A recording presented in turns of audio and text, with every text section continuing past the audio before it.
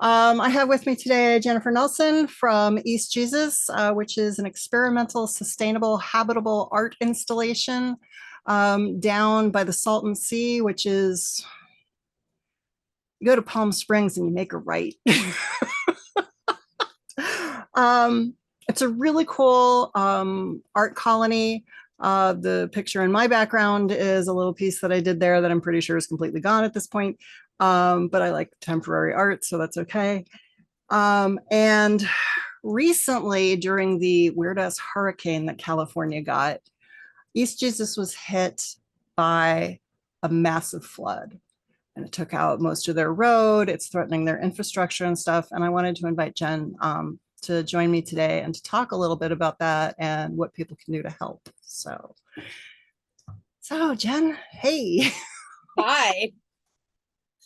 So I'm here in the office, which is a shipping container that is just sort of plunked down in the middle of this absolute desert, literally the Sonoran Desert. And I'm in here because it's 110 outside, which is great because it means it's cooled down. In the summer, it usually can get into the 120s. So it's nice to have the break in the weather because we have a lot of cleanup to do, like a lot. Anything that wasn't nailed down kind of floated. But fortunately, we have relatively little damage to most of our infrastructure and most of our art. We have two big pieces that got damaged very badly. We're going to have to take them apart, put them back together. Notably a 3-story tower and a giant hexagonal room of stained glass and doors. So that's going to be a bear. But what's really a problem is the stuff we can't repair because it's just gone. We had 3 days of rain from the hurricane, and I didn't know that hurricanes could go 200 miles inland, but apparently they can. And then just when we thought we'd there had been 2 flash floods and we're like, okay, it looks like we're okay. Then we had the nastiest flash flood of them. And we lost an acre of land in about 45 minutes. And to give you a visual of that, right, it's the equivalent of 10,000 cubic yards, which is about 4,000 loads of what you could put in a pickup in 45 minutes, which is just an astronomical amount of material. With it, we lost our fuel shed, we lost our wood stockpile, we lost a whole bunch of solar panels that we were planning on using for a daytime operating project. We lost our garden amendment area where we had been storing, finished compost and silt and all those things that we needed in order to keep the garden going. And then we lost another art piece called the Absurdatory. That's sort of falling down now, but it kind of looks cool. So maybe we'll leave it like that. We lost a 50-foot tall salt cedar. Like, this tree ripped out of the ground with the most horrifying cracking noise you can imagine. And there are roots sticking out of the side of this 14-foot tall cliff that it left behind that are the size of telephone poles. And they just snapped off and went away. And it's just gone. So our biggest issues right now are that most of our fleet vehicles are currently trapped in a place we had to push them to while the ground was falling away next to them. And so now they're in this weird spot that we can't really get them out of. So we're going to have to move a bunch of things in order to move these vehicles. Then we have one of the residential complexes is also like touching the 14-foot cliff. And so we have to now tow those 4 trailers out of there, then take down this awning that is like touching the edge. But first we have to get the solar panels off it. I just don't know how we're going to do that right now. But we have to, because any day now that could just fall, and then it will all go away and be a gigantic mess. So People, if I can interrupt you for just a sec, for people who haven't been to East Jesus, when I say sustainable, like they were growing all like a bunch of their own food. They had essentially the electricity were running off of solar and a giant batteries farm and stuff like that. Completely off the grid, but a town, a small town, but a town, okay, a village, but completely sustainable and really amazing place. The amount of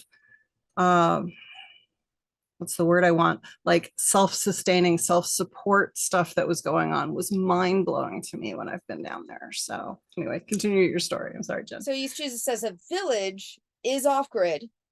We make all our own power. We do have to bring in water. We don't have a well at this time. We're still kind of getting through the red tape on that. We aren't connected by any sewer lines, any water lines, any power lines. We do use Starlink, which has been great for us. And it's been absolutely incredible to be living out here in this place where we are growing most of our produce. We are harvesting our power from the sun, and we're able to make these incredible, very detailed art pieces out of reused, repurposed, and recycled materials. It's an incredible place to recharge, just because it's, number one, we're always here, right? It's not a week and a half every year, right? It's always here. And so it gives you that place to take a deep breath, be under real darkness with visible stars, sit around a fire, talk to other creative-minded people, and breathe. But it also provides this other benefit, which is this museum that people who do not have access to, the 3 different county museums and the local museums and the private museums of a larger urban county, it gives them a place that's free to access and easy to get to, because we're pretty centrally located in Imperial County, and have that experience. So when this flood came through, what were you guys doing? I mean, what was the first thought? Other than, oh shit. Well, initially we're just like, oh, it's raining again. Okay. Well, everything's still tarped from, from the hurricane, which we thought was over, which it wasn't. But, we had just halfway started cleaning up. So the first thought was like, oh, great. Now we have to clean up again.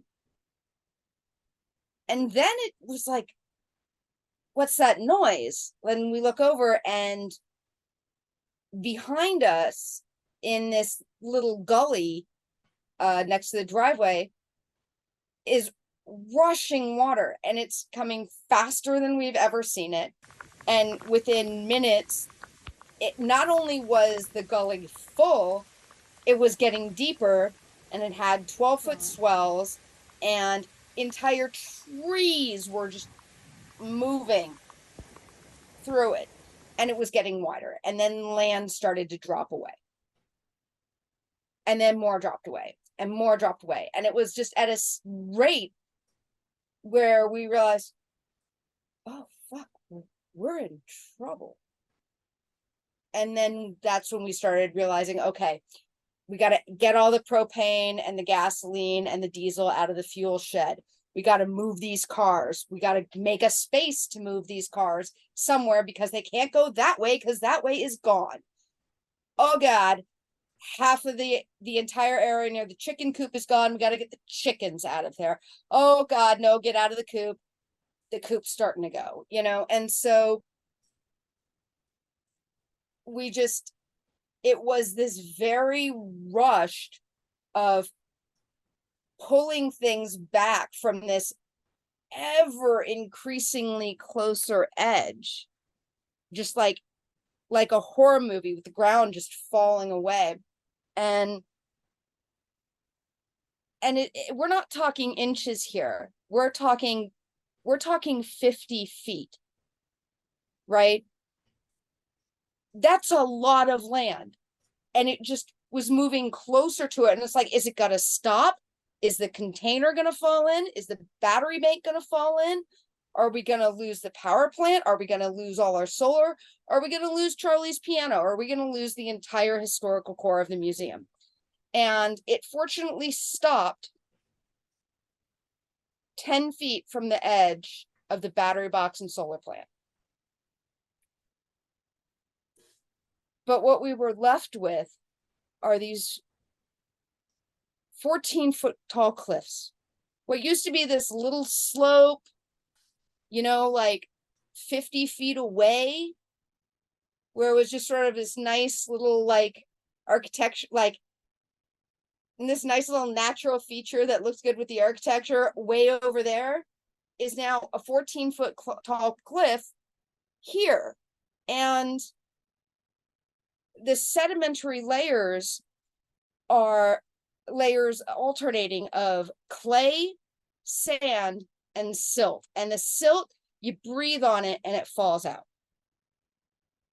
And if any water touches that layer, it's just going to melt away.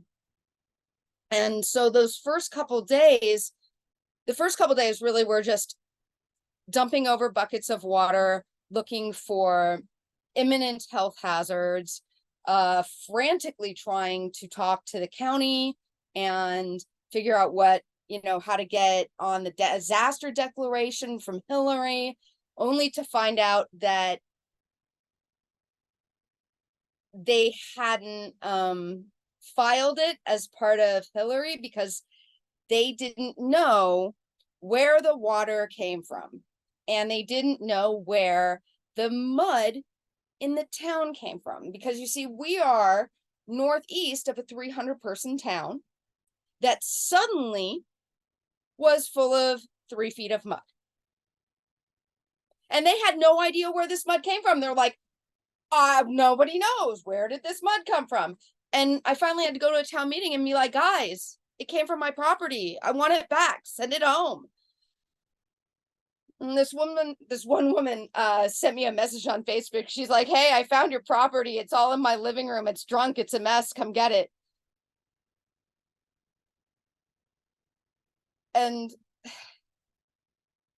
But this town, these 300 people are suffering.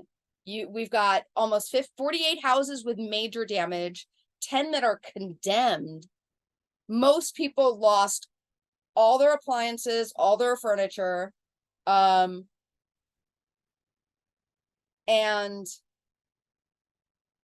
the county, now that they know that this is a result of Hilary, because the only reason it fell in is because we had so much rain, everything was still soaked.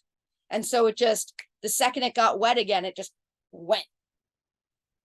We got flash flooded twice during Hilary, nothing budged. 3 days later, we got rain and it immediately washed away. So now they're trying to get in on the Hilary Declaration. Hopefully these people can get some relief. But if they can't, there's no way the state and the feds are going to declare a natural disaster area for a town of 300 people. And, you know, I asked some folks, I'm like, have you filed a homeowner's claim yet? And they're like, we don't have a homeowner's insurance. We've had this house for 3 generations and that's a lot of money. We don't have homeowner's insurance. It's like, and I'm just looking, and I'm looking at these 300 people who have lost everything. And unless there's a FEMA declaration, they're not going to get a penny. They're all just going to be without. There's been a family that's been without water for 2 weeks because nobody will come and clean out their well, which is full of mud and silt. And the county and the water company are saying that sounds like a you problem. And so it's not just us that are affected by this, it's the entire town that's 2 miles east of us. So yeah, so this is part of a much larger problem. So hopefully we can get some attention focused on that. Right. As far as East Jesus goes, what sort of assistance have you received so far, and what are you still looking for? We have received none assistance. Like not necessarily even from the government, but like, you know. Yeah, no.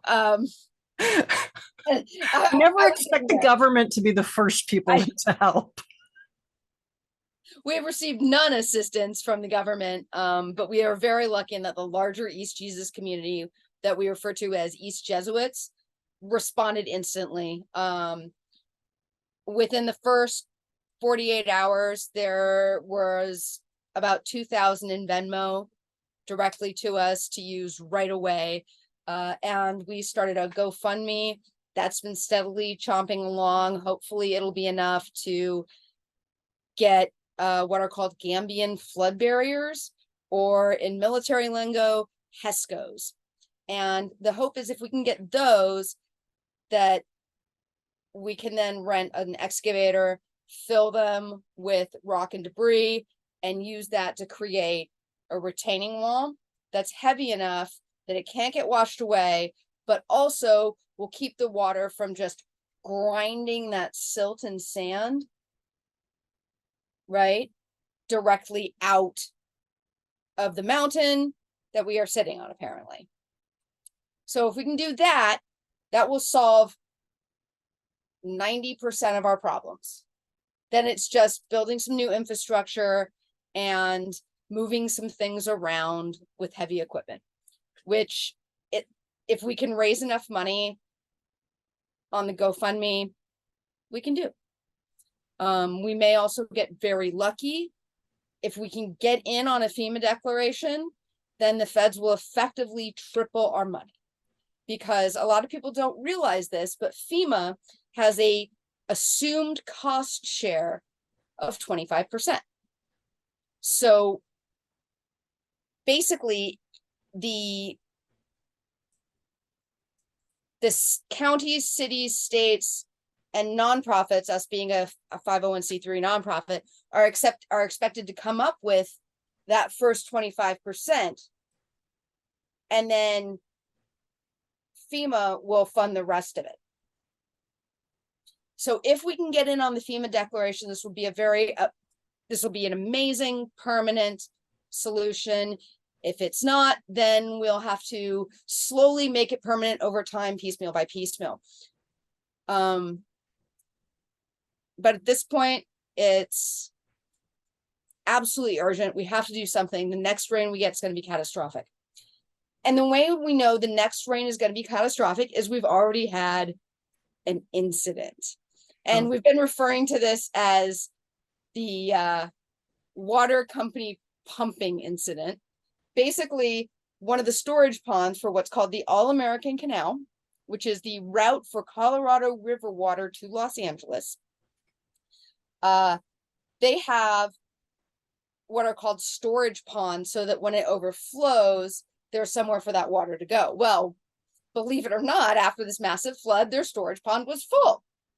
And in all their infinite wisdom, they showed up with 2 massive pumps and hoses this big around, and proceeded to lay those hoses into the erosion scar on our property and began pumping thousands of gallons of water out of this back storage pond directly into our erosion scar. And we're watching chunks of our property disappear just from this little bit of pumping. And we run over there, we're like, guys, you gotta stop. You're pumping onto our property. there's a mudslide actively happening now. And they're like, yeah, no, we got orders to drain this pond, see? So we're gonna do that. And we're like, this town just got massively flooded, right? So online, I'm trying to get a hold of the county. I'm calling the county CEO. I'm calling the county supervisor for our area. I'm calling the cops. It's like, do something. And meanwhile, I get on Facebook in the Niland community group, and I'm like, just so y'all know, IID is pumping water. It's on its way. And within half an hour, they're like, so the water is halfway to town. It's already flooded the road. And so finally, after about 5 hours, the county lets me know they've got my message. They get them to stop. But they had to negotiate with Coachella Valley Water District and with the Imperial Irrigation District to stop this pumping that is actively causing a real disaster right now in real time. So I know that if we don't do something with regards to getting in a retaining wall, we are so hosed. Oh, okay. So how much money do you need to raise to get the retaining wall in? So let's pretend FEMA doesn't exist for just a minute. What are the actual figures? Right. Because there's a very good chance that in this situation, they will not. So what we're looking at is purchasing, in a perfect world, 900 feet worth of HESCO barrier, renting heavy equipment, and having to source a lot of demoed concrete from, and we'll probably just call every major contracting and demo company in the area and just be like, hi, we would like all your broken concrete. Bring us all your broken concrete. And over however long it takes, we'll start with the most vulnerable area, the spot that's right in front of the battery box. And then we'll, choose as we go and make it longer. And the truth is, we have already gotten enough in the GoFundMe to start. We can probably protect 60 linear feet. Okay, that's great. Out of 900. Okay, it's better than this poke in the eye with a sharp stick. It's better than a poke in the eye with a sharp stick, but it's not one of those things where we're able to go wave our hands in the air and be like, yay, we've done it. We haven't done it. No. But we're going to do as much as we can with what we've got, because that's what we do. We do the best we can with the tools we have. Sure. So throw a dollar figure out there. What's it going to cost? Nobody's going to hold you to this, by the way.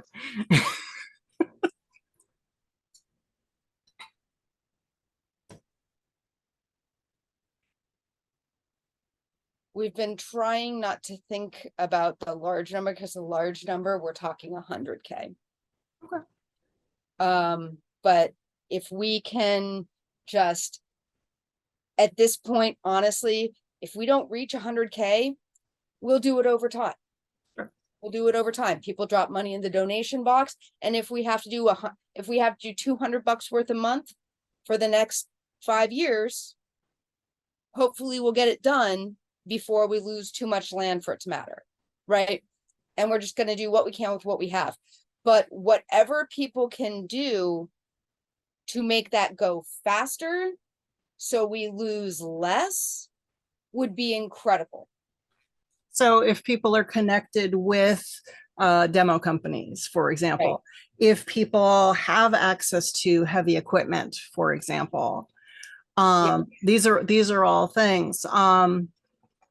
And I'm assuming once it stops being hella hot out, you guys can start accepting visitors again. And so you can have manpower. Right. And honestly, person power. there's so many incredible things that we could do. You know, obviously at this point, the best thing for us is to be able to get these Gambian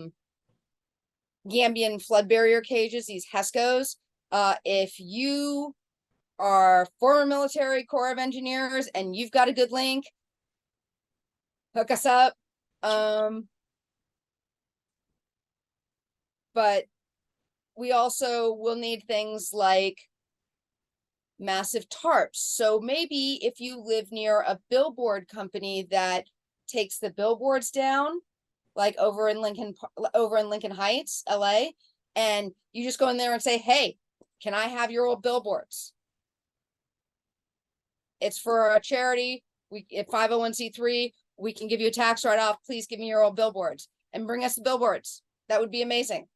If you go to your local hardware store, your local Lowe's, your local Home Depot, and say, hey, do you have any torn bags of concrete that you'd be willing to give to a small organization?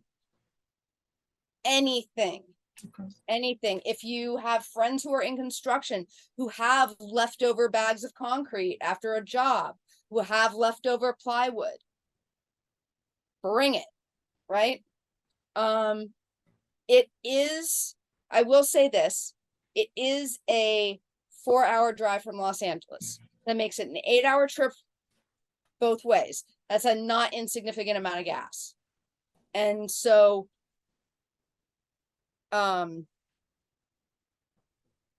if I would hate for somebody to come out here for like a rocket run, come here, drop off a billboard, tarp, and then leave.